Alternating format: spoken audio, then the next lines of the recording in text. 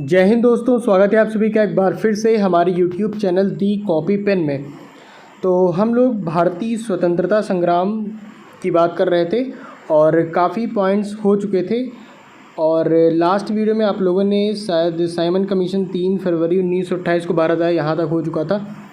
तो इसी के आगे से कंटिन्यू करेंगे, ठीक है। तो चलिए पॉइंट की शुरुआत करते हैं। साइमन कमीशन जो था वो 3 फरवरी 1928 को भारत आया, ठीक। और साइमन कमीशन को ही वाइट मैन कमीशन कहा जाता है क्योंकि इसमें अंग्रेज़ थे सारे। अगले पॉइंट की बात करें तो 1927 की बटलर कमेटी का मुख्य उद्देश्य भारत सरकार तथा देशी राज्यों के मध्य संबंधों को सुधारना था, ठीक। इसके बाद नेहरू रिपोर्ट को अंतिम रूप से अगस्त 1928 में आयोजित सर्वदलीय सम्मेलन में स्वीकार किया गया था। इस सम्मेलन की जो अध्यक्षता है वो डॉक्टर अंसारी ने की थी, ठीक। और नेक्स्ट पॉइंट है कि 30 अक्टूबर 1928 को लाहौर में साइमन कमीशन या साइमन आयोग के विरुद्ध प्रदर्शन करते समय पुलिस की लाठी से किसकी मृत्यु हुई थी? लाला लाजपत राय ना पहले घायल हो गए और बाद में क्या हुई, उनकी मृत्यु हो गई। तो ये पॉइंट आपको ध्यान में रखना है। और साइमन कमीशन का बहिष्कार ना करने वाले दो दल थे, एक तो जस्टिस पार्टी थी और दूसरी पंजाब यूनियनिस्ट पार्टी, ठीक। इसके बाद साइमन कमीशन का भाई जब विरोध कर रहे थे, ठीक है, कौन?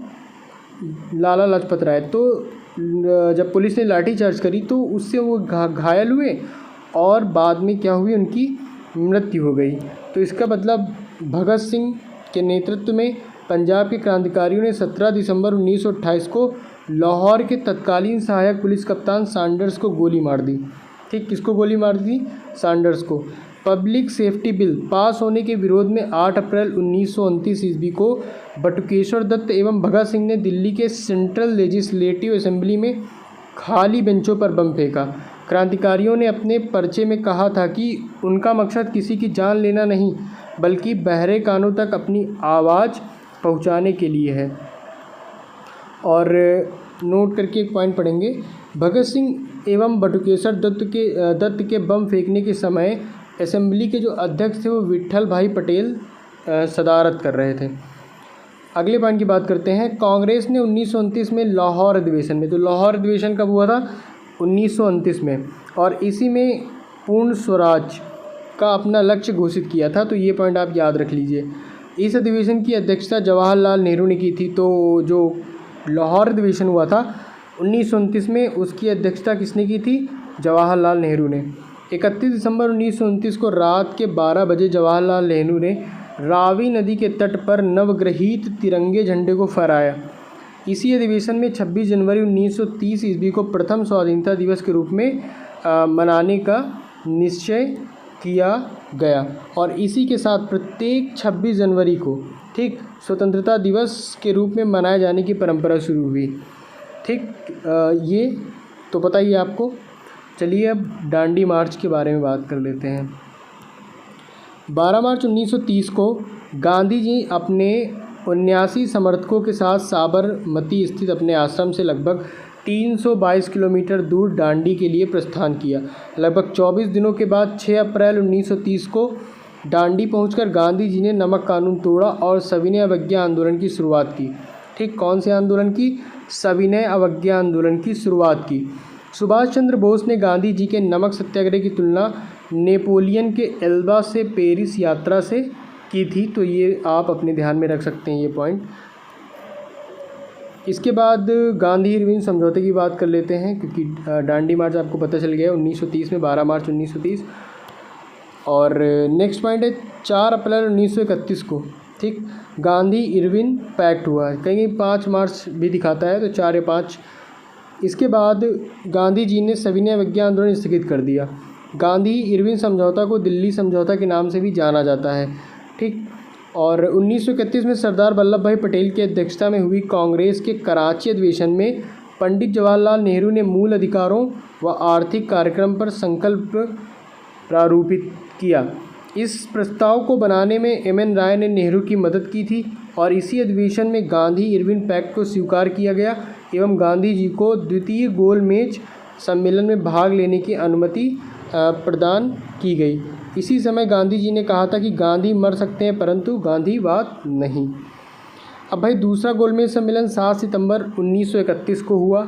महात्मा गांधी ने कांग्रेस के प्रतिनिधि के रूप में इसमें भाग लिया, लेकिन यह सम्मेलन जो है सांप्रदायिक प्रतिनिधित्व के कारण असफल रहा। और जब ये दूसरा गोलमेज सम्मेलन करके जब भारत आए तो इन्होंने फिर से अपना सविनय अवज्ञा आंदोलन को शुरुआत कर दी। पहला जो है प्रथम गोलमेज सम्मेलन 12 नवंबर 1930 एवं तीसरा गोलमेज सम्मेलन 17 नवंबर 1932 में हुआ था। तो 1930 में पहला, 31 में दूसरा और 32 में तीसरा। ठीक, एकदम सीरियल वाइज डेट है, इनको आप याद कर सकते हैं। अब ये भी पॉइंट आपको ध्यान में रहना चाहिए कि जब तीनों गोलमेज सम्मेलन के समय इंग्लैंड के जो पीएम थे, प्राइम मिनिस्टर, प्रधानमंत्री, वो कौन थे? जेम्स रैमजे मैकडोनाल्ड थे। ठीक है। डॉक्टर भीमराव अम्बेडकर को लंदन में हुई तीनों गोलमेज सभाओं में अछूतों के प्रतिनिधि के रूप में बुलाया गया और ये तीनों गोलमेज सम्मेलन में हिस्सा लिए थे। तो ये भी इम्पोर्टेंट प्रश्न बन जाता है यहाँ से। दूसरे गोलमेज सम्मेलन की असफलता के बाद गांधी ने 3 जनवरी 1932 को फिर से क्या किया? इन्होंने सविनय अवज्ञा आंदोलन शुरुआत कर दिया, सविनय अवज्ञा आंदोलन प्रारंभ कर दिया। सविनय अवज्ञा आंदोलन अंतिम रूप से 7 अप्रैल 1934 को वापस लिया गया। ठीक, सविनय अवज्ञा आंदोलन में पठान सत्याग्रहियों पर गोली चलाने से गढ़वाल राइफल्स ने इनकार कर दिया। अब 23 मार्च 1931 की डेट भी आपको याद रखनी है। सुखदेव, भगत सिंह एवं राजगुरु को फांसी दी गई थी। इसके बाद 1934 में कांग्रेस सोशलिस्ट पार्टी की स्थापना 1934 में हुई थी। अगले पॉइंट की बात करते हैं कि अखिल भारतीय किसान सभा का प्रथम सम्मेलन अप्रैल 1936 ईस्वी में लखनऊ में हुआ था। 1936 में लखनऊ में हुआ था और इसके अध्यक्ष थे स्वामी सहजानंद व महासचिव NG रंगा चुने गए थे। तो ये इंपॉर्टेंट पॉइंट है, स्वामी सहजानंद का नाम आप याद रखिएगा। ठीक, और स्वामी सहजानंद सरस्वती ने हुंकार नामक पत्रिका का पटना से प्रकाशन किया। ये इंपॉर्टेंट है, ये पूछा भी गया। अभी जो BPSC एग्ज़ाम हुआ था टीचर वाला, उसमें ये हुंकार पत्रिका आई भी थी। तो ये इंपॉर्टेंट पॉइंट है, इसको आप ध्यान में रखिएगा। यह किसान आंदोलन की पत्रिका थी। राहुल सांस्कृतिक साप्ताहिक पत्रिका के 1942 में संपादक बने थे, लेकिन पहले कौन थे? स्वामी सहजानंद सरस्वती। ठीक, अगला पॉइंट है कि अखिल भारतीय किसान सभा का गठन 11 अप्रैल 1936 को लखनऊ में हुआ था। ठीक, ये तो हो गया। अगले पॉइंट की बात करें तो 1939 में महात्मा गांधी द्वारा प्रस्तावित प्रत्याशी पट्टाभी सीतारामैया को हराकर सुभाष चंद्र बोस कांग्रेस के अध्यक्ष चुने गए। ठीक, और 1 मई 1939 को सुभाष चंद्र बोस ने कांग्रेस के भीतर ही एक नए गुट का गठन किया जिसे फॉरवर्ड ब्लॉक कहा गया। सुभाष चंद्र बोस ने स्वतंत्रता संघर्ष के दौरान फ्री इंडियन लीजन नामक सेना बनाई। तो फॉरवर्ड ब्लॉक यहाँ पे आपको ध्यान में रखना है, सुभाष चंद्र बोस। नेक्स्ट पॉइंट की बात करें तो 1939 में भारत प्रजामंडल, ठीक, all India states peoples conference के अध्यक्ष जवाहरलाल नेहरू थे। उनका गठन 1927 में हुआ था। ठीक, अगले पॉइंट की बात करें तो 13 मार्च 1940 को लंदन में पंजाब के सुनाम नामक स्थान के सरदार उधम सिंह ने पंजाब के भूतपूर्व lieutenant governor Michael O'Dwyer की गोली मारकर हत्या कर दी थी। किसने? उधम सिंह ने। ठीक, ये तो उधम सिंह की बात हम लोगों ने कर ली। अब फिर से गांधी जी पे आते हैं। तो गांधी जी ने 17 अक्टूबर 1940 को पावनार में व्यक्तिगत सत्याग्रह आंदोलन शुरू किया। ठीक, व्यक्तिगत सत्याग्रह कब? 17 अक्टूबर 1940। इस आंदोलन के प्रथम जो सत्याग्रही थे वो विनोबा भावे, दूसरे जवाहरलाल नेहरू एवं तीसरे सत्याग्रही ब्रह्मदत्त थे। इस आंदोलन को दिल्ली चलो आंदोलन भी कहा गया। ठीक, अगले पॉइंट की बात करें तो 24 मार्च 1940 को मुस्लिम लीग के लाहौर अधिवेशन में अध्यक्षता करते हुए मोहम्मद अली जिन्ना ने भारत से अलग मुस्लिम राष्ट्र पाकिस्तान की मांग की। ठीक, कब? 24 मार्च 1940 को। इसके बाद अगले पॉइंट की बात करते हैं।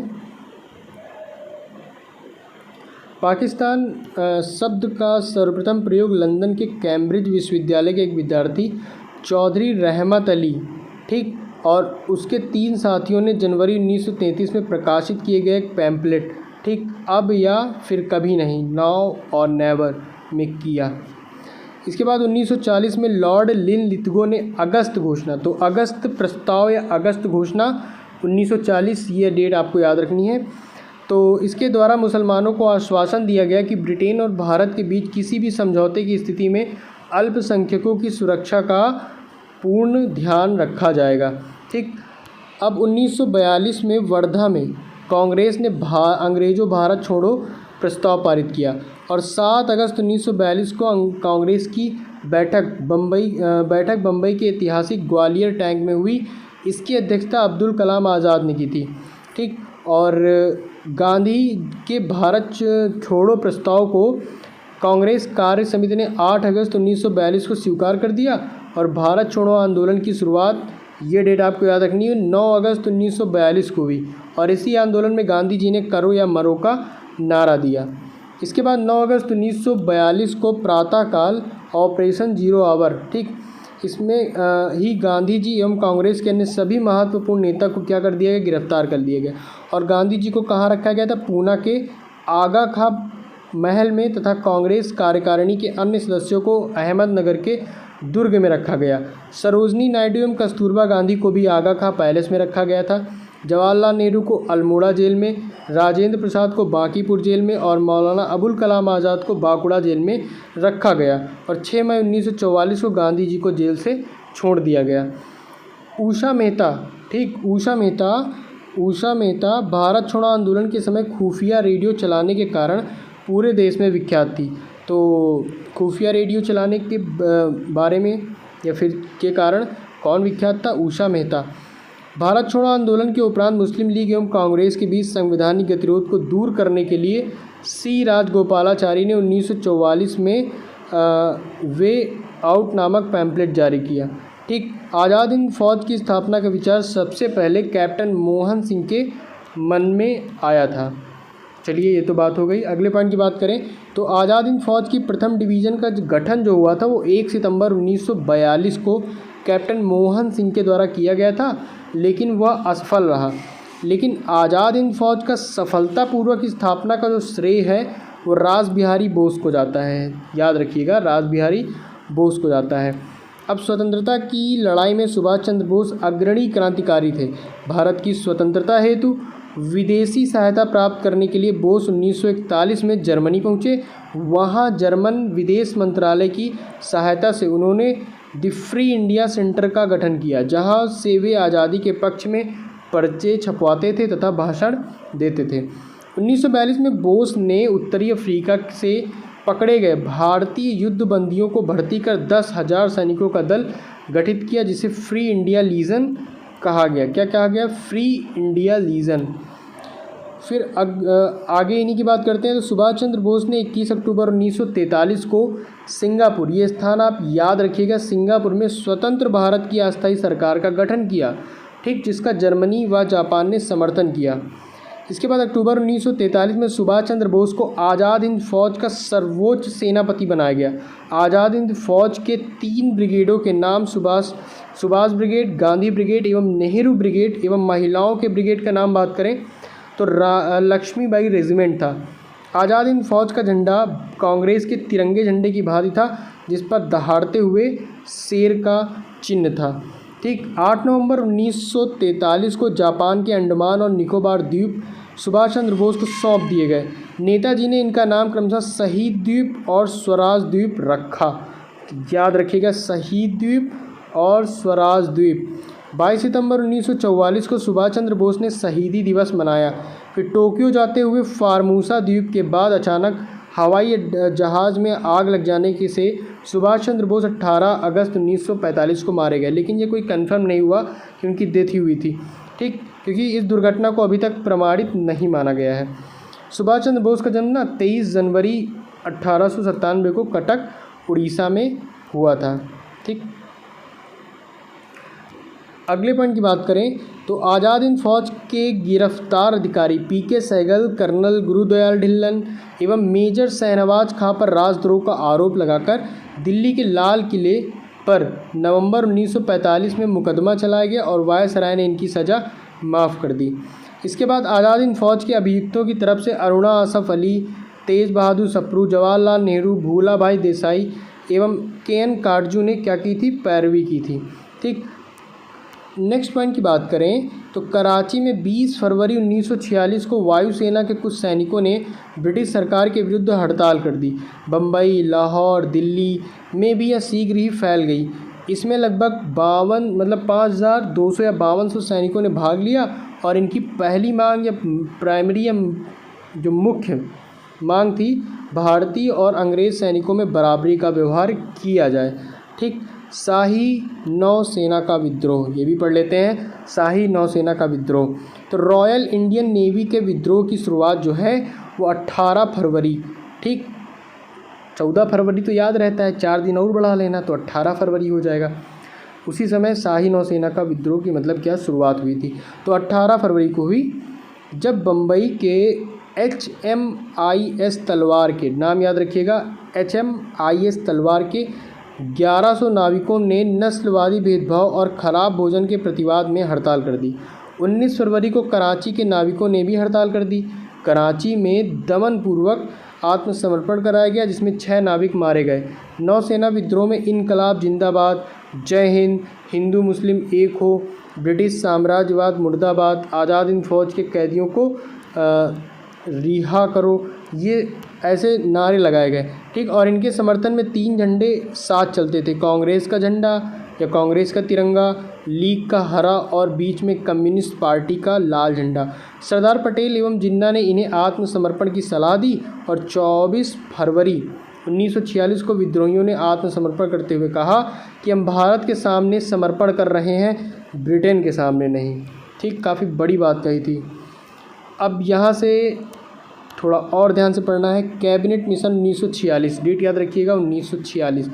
तो प्रधानमंत्री एटली ने 15 फरवरी 1946 ईस्वी को भारतीय संविधान सभा की स्थापना एवं तत्कालीन ज्वलंत समस्याओं पर भारतीयों से विचार विमर्श के लिए कैबिनेट मिशन को भारत भेजने की घोषणा की। 24 मार्च 1946 को कैबिनेट मिशन दिल्ली पहुंचा और इस शिष्टमंडल के सदस्य कौन कौन थे ये तो आपको ध्यान में ही रखना है। पहले थे स्टफर्ड क्रिप्स, ये क्या थे, अध्यक्ष थे बोर्ड ऑफ ट्रेड के, और पैथिंग लॉरेंस ये भारत सचिव थे, एवं A.V. अलेक्जेंडर ये नौसेना मंत्री थे। और इसकी अध्यक्ष कौन था इसका, तो कैबिनेट मिशन पैथिंग लॉरेंस के नेतृत्व में आया था। तो ठीक, 3 सदस्य थे, स्टफर्ड क्रिप्स, पैथिंग लॉरेंस, A.V. अलेक्जेंडर। ठीक, और अध्यक्ष कौन था, पैथिंग लॉरेंस। ठीक, और जो क्रिप्स मिशन आया था 1942 में आया था, है ना, उसमें भी यही सदस्य थे, लेकिन अध्यक्ष कौन था, स्टफर्ड क्रिप्स था। तो याद रखिएगा, इसमें अध्यक्ष बदल गया, बाकी 3 सदस्य वही हैं। तो कैबिनेट मिशन योजना को मुस्लिम लीग ने 6 जून 1946 ईस्वी को और कांग्रेस ने 25 जून 1946 को स्वीकार कर लिया। और कैबिनेट मिशन योजना को स्वीकार किए जाने के पश्चात संविधान सभा के निर्माण के लिए हुए चुनाव कब, जुलाई 1946 में कांग्रेस ने 214 सामान्य स्थानों में से 205 स्थान प्राप्त किए और मुस्लिम लीग ने 78 मुस्लिम स्थानों में से 73 स्थान प्राप्त किए और कांग्रेस को 4 सिख सदस्यों का समर्थन प्राप्त था। मुस्लिम लीग ने 16 अगस्त 1946 को सीधी अथवा प्रत्यक्ष कार्यवाही दिवस मनाया। सर्वप्रथम प्रत्यक्ष कार्यवाही दिवस कलकत्ता में मनाया गया। उस समय बंगाल में मुस्लिम लीग की सरकार थी, ठीक, और बंगाल के मुख्यमंत्री शहीद सुहरावर्दी थे। प्रत्यक्ष कार्यवाही दिवस के परिणाम स्वरूप बंगाल, बिहार और पंजाब में भयंकर हिंदू मुस्लिम दंगा हुए। ठीक, 3 जून 1947 को भारत विभाजन की माउंट बेटन योजना प्रकाशित हुई। तो माउंट बेटन योजना, भारत विभाजन की योजना 3 जून 1947, ये डेट आपको याद रखनी है। अगले पॉइंट की बात करें तो माउंट बेटन योजना को कांग्रेस कार्य समिति की 3 जून 1947 ईस्वी की बैठक में स्वीकार कर लिया गया। ठीक, 14 जून 1947 ईस्वी को कांग्रेस महासमिति की बैठक में गोविंद बल्लभ पंत ने देश के विभाजन की माउंट बेटन योजना को स्वीकार करने का प्रस्ताव पेश किया। इस प्रस्ताव का समर्थन अबुल कलाम आज़ाद ने किया, जो बंटवारे का विरोध करते आ रहे थे। आज़ाद ने कहा, कांग्रेस कार्य समिति का फैसला सही फैसला नहीं है, लेकिन कांग्रेस के सामने कोई और रास्ता भी नहीं है, कोई और रास्ता भी नहीं है। ठीक, यहाँ तक हो गया।